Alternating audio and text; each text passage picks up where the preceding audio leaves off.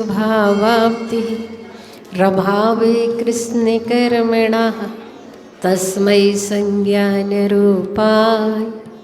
नमोस्तु परमात्मने।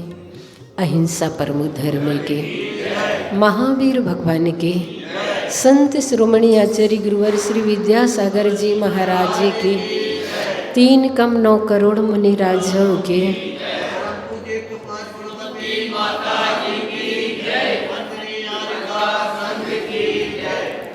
इष्टोपदेश का यहाँ मंगलाचरण किया गया। जिन भगवान महावीर स्वामी ने हमें अपने जीवन प्रकाशित करने के लिए इष्ट उपदेश दिया था, ऐसे भगवान महावीर स्वामी पावापुर के बिहार प्रांत से अंतिम तीर्थंकर प्रभु महावीर निर्वाण को प्राप्त हुए। तो देव देवेंद्र और मगध सम्राट बिंबिसार ने खुशियां मनाई। प्रभु अपने लक्ष्य को प्राप्त हो गए। यह बात हम सभी के लिए खुशी की है और इसी खुशी की अभिव्यक्ति में श्रावकगण प्रमोदित होकर मोदक लाडू चढ़ाते हैं। यह हम सबके लिए खुशी का विषय है। मगर दुख और कष्ट की बात यह है कि भगवान हम सबके बीच से हमेशा हमेशा के लिए चले गए। हम सभी को यूं ही छोड़ गए और अब फिर वो कभी पुनः यहाँ मिलने वाले भी नहीं हैं। यह हम सबके लिए दुख और कष्ट की बात है। इसलिए दीपावली का दिन सुख मिश्रित खुशी, दुख मिश्रित खुशी और खुशी मिश्रित दुख का दिन। भगवान महावीर अमावस्या की अंधेरी रात में निर्वाण को प्राप्त कर गए और बुद्ध को पूर्णिमा को ज्ञान हुआ था। मगर बुद्ध की बात तो समझ में आती है कि बाहर कोई चांद खिला हो और भीतर भी एक चांद प्रकट हो जाए तो कोई आश्चर्य की बात नहीं है। मगर अमावस्या की अंधेरी रात और ऐसी अंधेरी रात दीपावली की रात बन जाए जिसमें भगवान महावीर ने निर्वाण प्राप्त किया था, जो असंख्य दीपों से नहा उठी। दरअसल भगवान महावीर कहना चाहते हैं, जिन्हें मंजिल की तलाश है उन्हें अंधेरे से नहीं डरना चाहिए। और ऐसे भगवान महावीर अप्रमत्त होकर रात्रि में जब सारा संसार प्रमाद की दशा में सोया हुआ था तब उन्होंने निर्वाण प्राप्त कर लिया। ये तो ऐसा हुआ जैसे कि जब राम, लक्ष्मण और सीता अयोध्या से वनवास जा रहे थे तो नगरवासी उन्हें छोड़ने के लिए तैयार ही नहीं थे। प्रभु श्री राम उन्हें बार बार लौटा रहे थे पर कोई लौटने को तैयार नहीं था। तब चलते चलते तमसा नदी के किनारे जब सांझ हो गई तब प्रभु श्री राम मुनि सुरद्वितनाथ भगवान के जलालय में रात्रि विश्राम करने लगे और पूरे नगरवासी बाहर सोए हुए थे। जब सभी गहरी नींद में सो गए तब राम, लक्ष्मण और सीता चुपचाप वहाँ से उस नदी से बहुत दूर निकल गए। और जैसे ही सुबह हुआ सभी नगरवासियों ने आंख मलते हुए देखा, वहाँ उन्हें कभी अपने प्रभु श्री राम ही नहीं दिखाई दिए। तो रोते हुए सभी ने फिर यही कहा, अगर बीच में ये अंधेरी रात नहीं आती तो हमारे श्री राम हमसे बिछड़ नहीं पाते। ये उदाहरण हमें संदेश देता है। हमारी जिंदगी में भी कहीं ऐसे अहंकार के, अज्ञान की ऐसी अंधेरी रात ना आ जाए जिससे हमारा आत्म राम हमसे बिछड़ जाए। बहुत सारे अज्ञान हमने पाल रखे हैं, बहुत सारे अहंकार हमने ऐसे पाल रखे हैं जिनके कारण हम हकीकत से बहुत दूर हो जाते हैं। पर प्रभु महावीर, उन्होंने जो लक्ष्य बनाया था उसे प्राप्त किया। हम यूँ मान करके चले कि संसार एक परीक्षा क्षेत्र है और हम सभी यहाँ पर परीक्षक बन करके आए हैं। सभी ने पढ़ाई की मगर हम सभी फेल हो गए और भगवान महावीर पास हो गए। और उसमें विशेष बात ये रही कि उनके पास होने की खुशी में हम सब फेल होने वाले उन्हें लाडू चढ़ाते हैं। जैसे कभी कक्षा में फेल होने वालों की संख्या बहुत ज़्यादा मात्रा में होती है तो उन्हें दुख नहीं होता, उन्हें लगता हम अकेली थोड़ी ना फेल हुए, बेबी तो फेल हुए हैं, बेबी तो फेल हुए हैं, बेबी तो फेल हुए, तो दुख तो नहीं लगता, बल्कि जो पास हुए हैं उनकी पास होने की खुशी में टी पार्टी और दे देते हैं। ऐसे ही कल हम सभी ने भी किया। भगवान महावीर के पास होने की खुशी में सभी ने बहुत प्रसन्न होकर यहाँ पर उनके कल्याणक को देखा। और वास्तव में कहीं ना कहीं से भगवान कोई ना कोई व्यवस्था तो बना ही देता है। जब यहाँ इतने टाइम आए थे तब बिल्कुल ऐसा ही था। और एक भैया जो मैं तो आज तक नहीं उनको कभी देखा, कल ही उनको देखा और कल के बाद फिर दोबारा उनको फिर देखा ही नहीं। इतनी व्यवस्था उन्होंने फटाफट ऐसे पाटा लाते गए और मंच बनाते गए और पर्दा लगा दिया और टीवी फिक्स कर दी और पता नहीं कैसे कैसे सारी व्यवस्था हो गई और बिना पैसे का मज़ा आप लोगों ने ले लिया। हर्रा लगी ना फिटकरी, रंग चोखा हो जाए। ऐसे भगवान के 5 कल्याणक आप लोगों ने देखे कल, जितने रूप में जैसे देख सकते थे।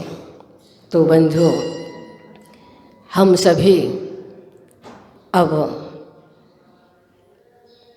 उन भगवान महावीर स्वामी के निर्वाण दिवस पर शिक्षा और संदेश लें।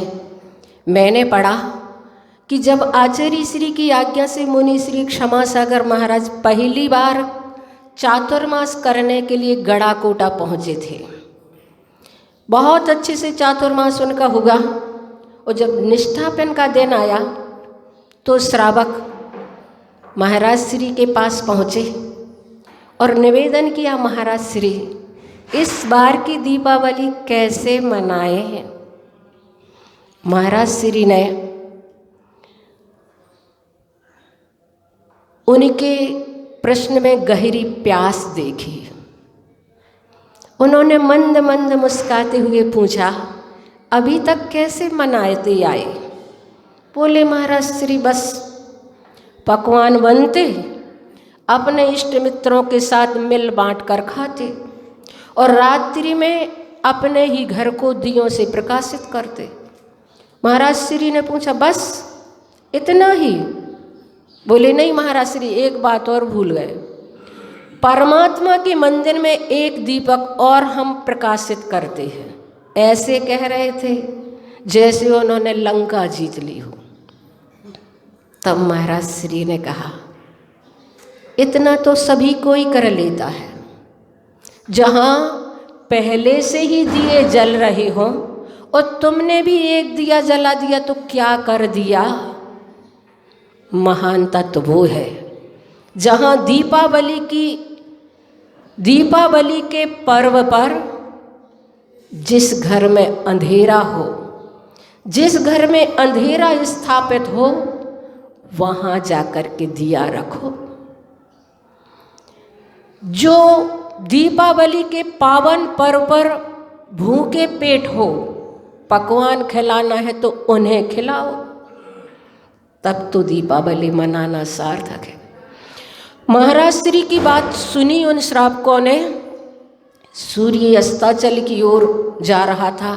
श्रावक अपने अपने कार्य में संलग्न हो गए। असंख्य लघुदीप के समान तारे आकाश में टिमटिमाने लगे, तो धरती पर असंख्य घृत दीप प्रज्वलित हो रहे थे और वो श्रावक निकल पड़े ऐसे घर की तलाश में। उन्हें पूरे नगर में 4-5 स्थान ऐसे मिले जहाँ वाकई में दीपावली के पर्व पर अंधकार व्याप्त था। वे लेटे हुए थे। उनकी जिंदगी में कोई उत्साह और उमंग नहीं था। वे उदास थे। फीकी फीकी सी उनकी दीपावली थी। इन लोगों ने जाकर के दीप जलाया तो उन्हें ऐसा लगा जैसे कोई देवता आ गया हो। वे उठकर बैठ गए और उन्होंने गौर से देखा तो मनुष्य ही अपने देवत्व के साथ खड़ा हुआ था। और जब उन लोगों ने मिठाई के पैकेट उन गरीबों के हाथों में पकड़ाए तो लेने वाले और देने वाले दोनों की आंखों से आंसू बहने लगे। और गरीबों के मुख से हजार हजार दुआएं निकल रही थी और श्रावकों के आंखों से आंसू बरस रहे थे। जब वो चलने लगे तो बरबस उनके मुख से निकल पड़ा, भगवान तुम्हारा भला करे। और इस प्रकार से उन गरीबों को मिठाई देकर, उनके अंधेरे में दीप जलाकर, अपने अभियान को पूर्ण कर जब वो भगवान मुनि श्री क्षमा सागर महाराज के चरणों में पहुँचे तो उन्होंने गदगद कंठ से कहा, महाराज श्री आज हम धन्य हो गए, हमारा जीवन धन्य हो गया, हमारा मानव धर्म आज हमें प्राप्त हो गया। तो बंधु, ऐसे समय जो काम आते हैं वो व्यक्ति महान हुआ करते हैं। जो ऐसी स्थिति में, परिस्थिति में साथ दे वो व्यक्ति वास्तव में बहुत महान होता है। और कल मैंने देखा कि यहाँ के लोगों ने बहुत अच्छे से बैठे ही बैठे कितनी जल्दी सब कुछ तैयार कर दिया। और कल इतनी भीड़ कि जितनी भीड़ तो हमने स्थापना के दिन भी नहीं देखी थी। हम इनसे बोल रहे थे कि आज तो बहुत भीड़ है, लोग निकलते ही चले जा रहा, निकलते ही चले रहे, पता नहीं कितने अंदर घुसे थे। तो इतनी भीड़ में सब लोगों ने जितना आनंद लेना चाहिए था उतना आनंद तो मिल गया था। बाकी तो कल्याण और मोक्ष कल्याणक था तो वो तो वैसे ही थोड़ा सा होता, लेकिन फिर भी आप लोगों ने बहुत अच्छा किया और बहुत अच्छे से हो गया। अब आचार्य श्री का आचार्य पद दिवस। और एक बात मैं आप लोगों को बता दूं, समय अपने पास बिल्कुल भी नहीं है। आज 8:30 बजे से आचार्य भगवान के मानसिक, शारीरिक, वाचनिक हर प्रकार की स्वस्थता के लिए हम सभी विधान करेंगे। आचार्य 36 विधान हम तो करेंगे और जिनको करना हो उसे करना। 8:30 बजे से विधान शुरू हो जाएगा। आचार्य श्री का आचार्य पद दिवस है 22 तारीख को तारीख के अनुसार और 2 दिसंबर को तिथि के अनुसार आचार्य श्री का आचार्य पद दिवस है। उनकी शुभकामना के लिए हम 36 दिन तक संकल्प करते हैं विधान का, लगातार का नहीं, जब जैसा हो गया, जैसी अनुकूलता हो गई। पर आचार्य श्री स्वस्थ रहें, उनको हजारों हजारों साल मिले, उस उपलक्ष्य में अभी 36 दिन तक उनके आचार्य पद दिवस के उपलक्ष्य में आचार्य 36 विघ्नहर विद्यासागर विधान करेंगे। जिन्हें विधान करना हो वो सम्मिलित हो जाएंगे 8:30 बजे से। जिन्हें उद्यापन करना होगा वो 2 दिसंबर को हम लोग जहाँ कहीं भी रहें वहाँ पर आचार्य भगवान का बहुत अच्छे से आचार्य 36 विधान उद्यापन के साथ करेंगे। 9 बार बड़े बाबा का जाप करेंगे। ओम ह्रीं श्रीं क्लीं मैं बड़े बाबा रे हम नमः।